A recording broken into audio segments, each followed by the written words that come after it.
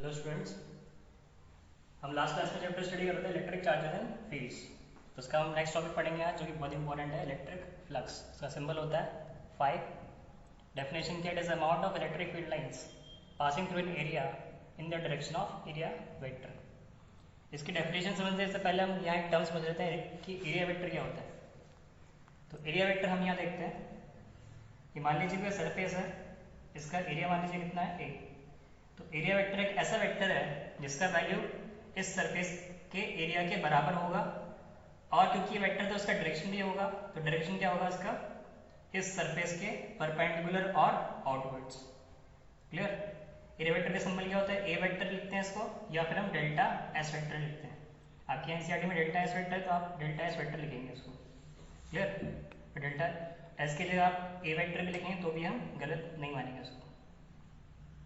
Okay, तो हमने समझ लिया कि एरिया वेक्टर क्या होता है कि ये ऐसा वेक्टर है जिसका वैल्यू उस सरफेस के एरिया के बराबर हो, और डायरेक्शन क्या होगा, उसके सरफेस के परपेंडिकुलर और आउटवर्ड। क्लियर?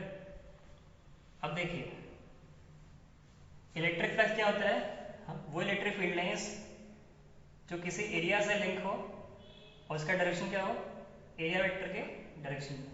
क्लियर? यानी हमें वो इलेक्ट्रिक फील्ड लाइंस लेनी है जो एरिया वेक्टर के डायरेक्शन में हो।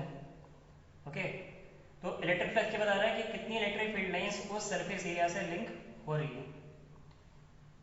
देखिए एग्जांपल से, ये कोई सरफेस है, इस पर इलेक्ट्रिक फील्ड लाइंस पास हो रही है, खूब सारी पास हो रही है। मैंने यहाँ सिर्फ एक दिखाई है इनिशियली, यहाँ से खूब सारी इलेक्ट्रिक फील्ड लाइंस पास हो रही है।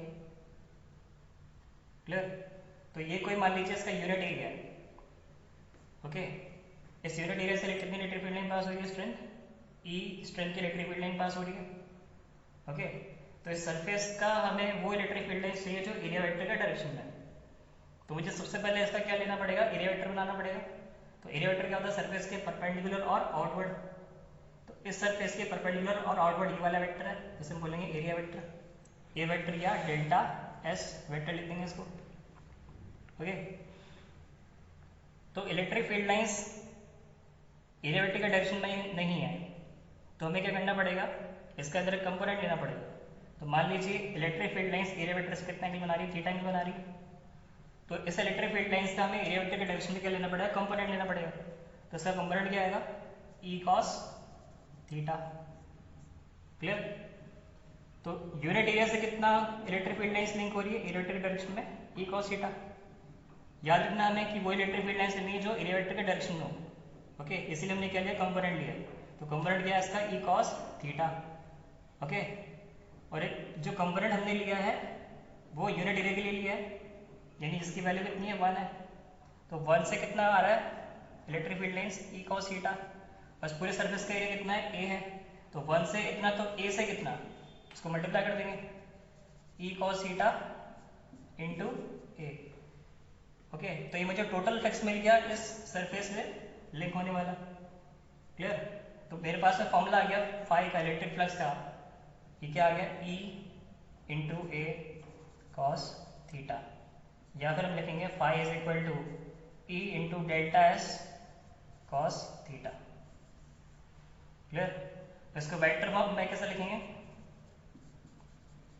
वेक्टर फॉर्म में, क्योंकि पीछे कॉस थीटा आ रहा है, तो सब लिखेंगे phi is equal to E vector dot S vector, delta S vector, या फिर phi is equal to E vector dot A vector. Clear? तो इलेक्ट्रिक फ्लक्स क्या होता है? Amount of electric field lines passing through an area in the direction of area vector. यानी मुझे वो electric field lines चाहिए जो एरिया वेक्टर के डायरेक्शन में है। तो इलेक्ट्रिक फ्लक्स क्या बता रहा है? किसी भी सरफेस एरिया से कितनी इलेक्ट्रिक फील्ड लाइंस पास हो रही है। क्लियर?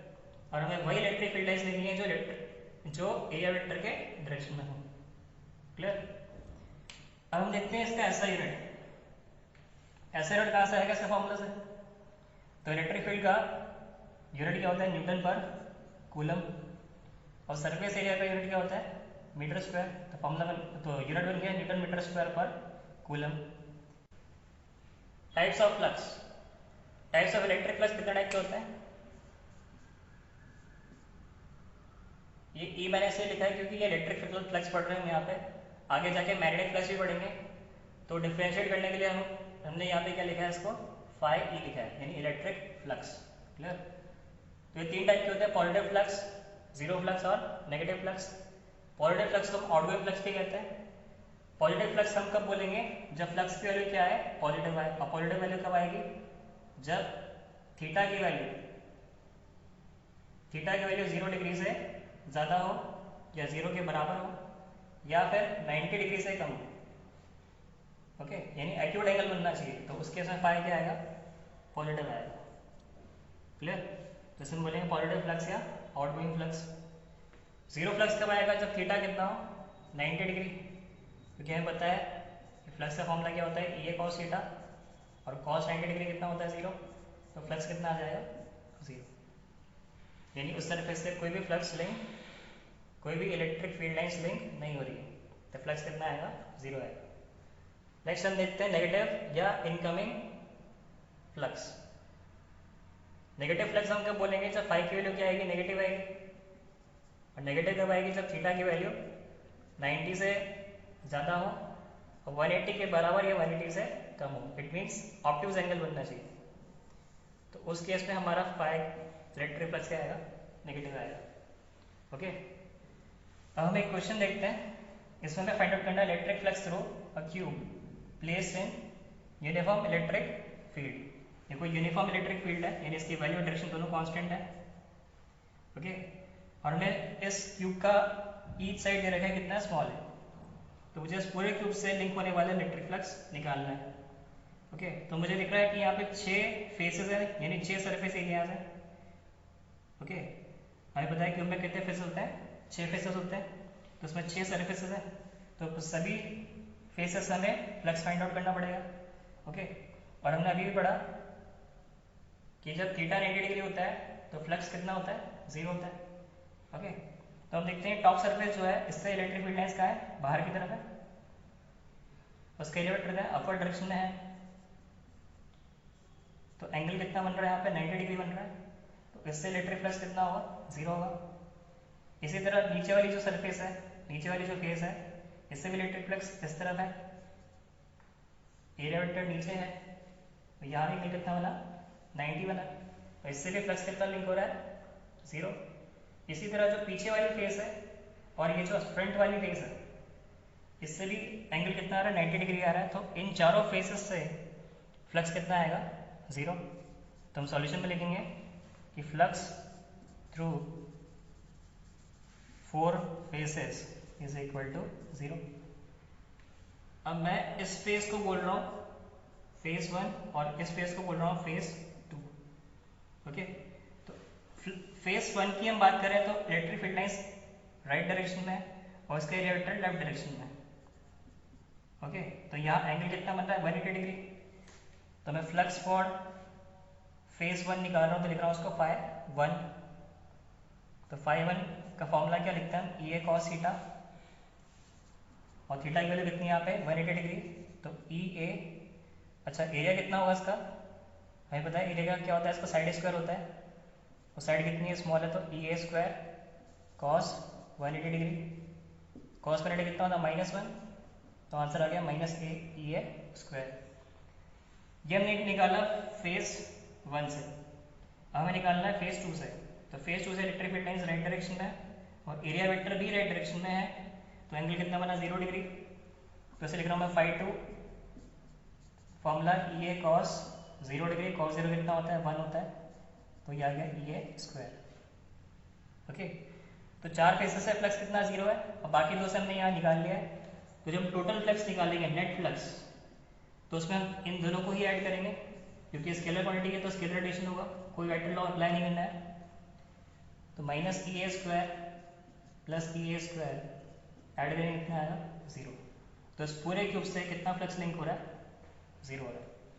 तो इससे हम यहाँ कंक्लूजन निकाल सकते हैं कि कभी भी कोई symmetrical body uniform electric field में रखी है तो उससे नेट इलेक्ट्रिक फ्लक्स कितना लिंक होगा, 0।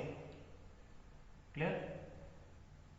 ओके, नेक्स्ट टॉपिक है कंटिन्यूस चार्ज डिस्ट्रीब्यूशन, यानी किसी रीजन में अगर चार्ज कंटिन्यूसली डिस्ट्रीब्यूटेड है तो उस केस पे हम तीन टाइप की चार्ज डेंसिटी डिफाइन करते हैं। First linear charge density, second surface charge density और थर्ड वॉल्यूम चार्ज डेंसिटी।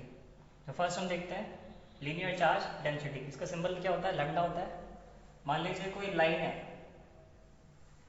उस पर चार्ज यूनिफॉर्मली डिस्ट्रीब्यूटेड है, क्योंकि पॉजिटिव चार्ज है यूनिफॉर्मली डिस्ट्रीब्यूटेड है। इसकी लेंथ मान लीजिए कितनी है? एल है। उसकी जितनी ज़्यादा लेंथ होगी उतना ज़्यादा इस पर चार्ज होगा। ओके, तो हम लिखेंगे Q is proportional to L। और जब भी ये सैनिटी का कांस्टेंट आएगा, उस कांस्टेंट को क्या लिखते हैं? लैम्डा। तो फॉर्मूला क्या बन गया यहाँ से? Lambda is equal to Q by L। Okay, तो डेफिनेशन क्या बना? It is a charge distributed per unit length, कि यूनिट लेंथ पे कितना चार्ज डिस्ट्रीब्यूट हो रहा है। और जितना यहाँ चार्ज होगा उतना ही यहाँ होगा, उतना ही यहाँ होगा, उतना ही यहाँ होगा, यानी चार्ज यूनिफॉर्मली डिस्ट्रीब्यूटेड है। क्लियर? तो इसका एसआई यूनिट क्या बनेगा? चार्ज का यूनिट क्या है? कूलम। लेंथ का यूनिट क्या है? मीटर। तो कूलम पर मीटर। नेक्स्ट आता है सरफेस चार्ज डेंसिटी। सिंबल क्या होता है? सिग्मा। अगर ये चार्ज किस एरिया पे डिस्ट्रीब्यूटेड है, मान लीजिए कोई प्लेट है, इसका एरिया कितना है? ए है।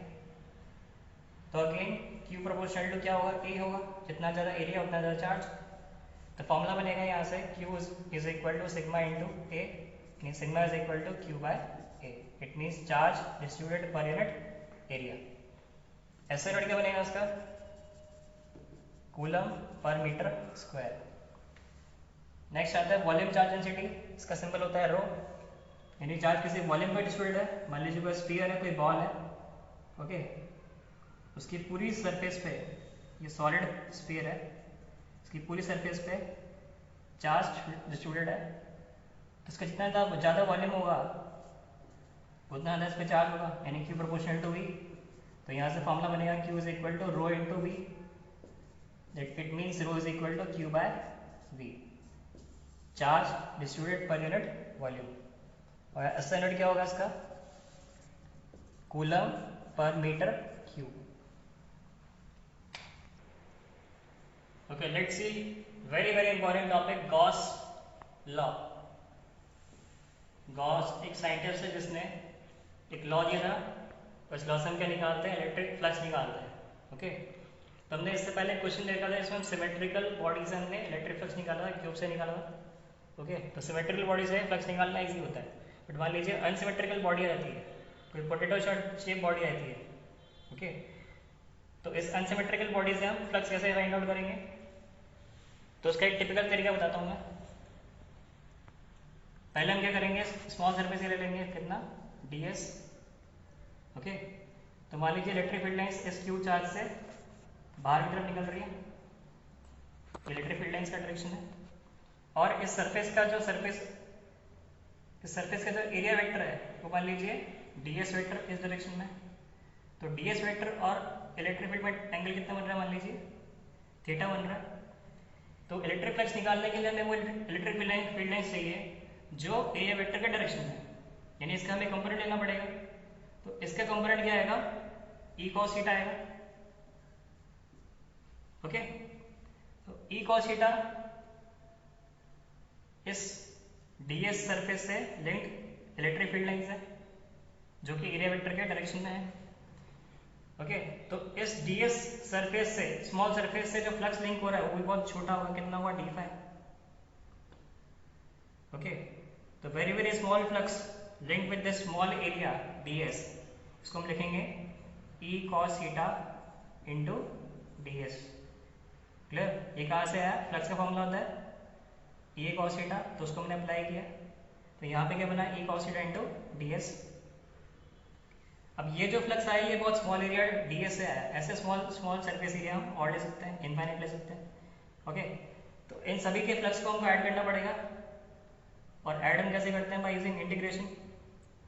ओके, क्योंकि ये क्लोज सरफेस है तो हम यहाँ यूज करेंगे क्लोज इंटीग्रल। इसे हम बोलते हैं क्लोज इंटीग्रल। ओपन सरफेस है तो हम ओपन इंटीग्रल यूज करते हैं, क्लोज सरफेस हो तो हम क्लोज इंटीग्रल यूज करते हैं।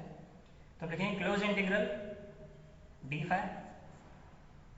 ओके, इससे मुझे मिलेगा टोटल फ्लक्स फाई। अब डी फाई की वैल्यू हम क्या पुट कर देंगे, और डी फाई की वैल्यू कितनी है यहाँ पे, ई d S cos theta. Okay, तो हमें इंटीग्रेशन करने के बाद में इस एक्सप्रेशन से क्या मिलेगा, इस सरफेस से इस पूरे क्लोज सरफेस से लिंक इलेक्ट्रिक फ्लक्स फाई। अब ये जो मेथड है बहुत टिपिकल मेथड है, तो उसको सिंपल किसने किया था, गॉस ने किया था। गॉस ने बोला कि आप इतना बड़ा सॉल्व मत करो, आप सिर्फ क्या करो, इसके क्लोज सरफेस के अंदर जितना चार्ज इंक्लोज हो रहा है वो फाइंड आउट कर लो, वो कितना है, क्यू है। क्लियर, तो आप इस क्यू को फाइंड आउट कर लो और उसे डिवाइड कर दो किससे, एप्सिलॉन नॉट से, यानी एब्सोल्यूट परमिटिविटी से। क्लियर, ये क्या है, एब्सोल्यूट परमिटिविटी इन वैक्यूम। उसका स्टेटमेंट क्या हम देखते हैं, according to this law the total flux through a closed surface, पहली बात किस पे अप्लाई करना है, क्लोज सरफेस पे अप्लाई करना है, लाइक दिस। तो total flux through a close surface is equal to 1 by epsilon naught times the net charge enclosed by the surface. Okay, यानी टोटल फ्लक्स जो हमें मिलेगा किसी क्लोज सरफेस से, वो कितना हम निकालेंगे, enclose charge divided by epsilon naught. Okay, यानी q in multiply by 1 by epsilon naught. Okay, तो total flux through the close surface is equal to 1 by epsilon naught times the enclosed charge. Clear, अब इस phi की value हम यहाँ put कर देंगे जो हमने निकाला एक्सप्रेशन, तो बनेगा close integral E d S cos theta is equal to Q enclosed upon epsilon naught. Okay, इस फॉर्म में भी लिख सकते हैं और वेक्टर फॉर्म में लिख सकते हैं, E vector dot D S vector is equal to Q enclosed upon epsilon naught. तो ये एक्सप्रेशन आ गया किसका, गॉस लॉ का। क्लियर, तो गॉस लॉ कब अप्लाई करते हैं, जब हमें इलेक्ट्रिक फ्लक्स निकालना है किसी क्लोज सरफेस से, and it is equal to the 1 by epsilon naught times the net charge enclosed Q in. अब एक एग्जांपल देखते हैं, ये सीबीएसई बोर्ड में आ चुका है 1 मार्क्स क्वेश्चन में, कि मान लीजिए क्यूब है, इसके अंदर एक डाइपोल इंक्लोज है, मुझे पूरे क्यूब से क्या निकालना है, फ्लक्स निकालना है, कितना फ्लक्स लिंक हो रहा है। तो बाय गॉस लॉ हमने पढ़ा है भी, according to Gauss law total flux link with the surface is equal to close surface is equal to Q enclose by epsilon naught. तो इसमें इनक्लोज चार्ज हम निकाल लेंगे, इसमें कितना इनक्लोज चार्ज है, minus Q plus Q by epsilon naught, solve में कितना आएगा, 0। यानी इस पूरे सरफेस से कितना फ्लक्स लिंक हो रहा है, 0। यानी जितना फ्लक्स आउटगोइंग है उतना ही फ्लक्स इनकमिंग है, तो नेट कितना हो गया, 0 हो गया। अब कुछ रूल्स हैं जो हम आगे अप्लाई करेंगे जहाँ एप्लीकेशंस पढ़ेंगे, applications of Gauss law next class में। तो पहला रूल क्या है, choose a Gaussian surface. Gaussian surface क्या होता है, मान लीजिए कोई लाइन है, इस पर चार्ज यूनिफॉर्मली डिस्ट्रीब्यूटेड है, तो इससे जो इलेक्ट्रिक फील्ड प्रोड्यूस हो रहा है मुझे निकालना है पी पॉइंट पे। तो इसे निकालने के लिए हम क्या यूज करते हैं, गॉस लॉ यूज करते हैं। गॉस लॉ क्या कहता है, पहले हमें बनाना है गॉसियन सरफेस। गॉसियन सरफेस क्या होता है, क्लोज सरफेस, जिससे हम क्या करेंगे, इस चार्ज को इनक्लोज कर देंगे, पूरी तरह से इनक्लोज कर देंगे। तो पहले जिस पॉइंट से इलेक्ट्रिक फील्ड निकालना है वहीं से हम क्या बनाएंगे, गॉसियन सरफेस बनाना स्टार्ट करेंगे। तो इसको हम यहाँ से इनक्लोज कर लेंगे, सिमिलरली इतने ही डिस्टेंस पे यहाँ से भी इनक्लोज कर लेंगे। तो ये दोनों साइड से क्या हो गया, पैक हो गया चार्ज। अब चार्ज ऊपर से निकल सकता है, तो ऊपर हम एक कैप लगा देंगे और नीचे भी हम एक कैप लगा देंगे। तो ये बन गया क्लोज सरफेस, अब चार्ज कहीं भी बाहर नहीं निकल सकता। तो इसे हम बोलते हैं गॉसियन सरफेस। इसका शेप क्या है, सिलेंड्रिकल। ओके, तो ये बन गया हमारा गॉसियन सरफेस। नेक्स्ट हम यूज करेंगे इसमें सिमेट्री, यानी हमें गॉसियन सरफेस ऐसी बनानी है जिसका हम एरिया या वॉल्यूम फाइंड आउट कर सकें। क्लियर, तो ये सेकंड रूल है। थर्ड रूल हमें क्या करना है, गॉस लॉ का अप्लाई करना है, दैट इज हमें गॉस लॉ का एक्सप्रेशन यूज करना है, that is close integral E vector dot D S vector is equal to Q enclose upon epsilon naught. इस एक्सप्रेशन को यूज करना है और इलेक्ट्रिक फील्ड फाइंड आउट करना है। तो इसकी एप्लीकेशन हम नेक्स्ट क्लास में पढ़ेंगे। Thank you.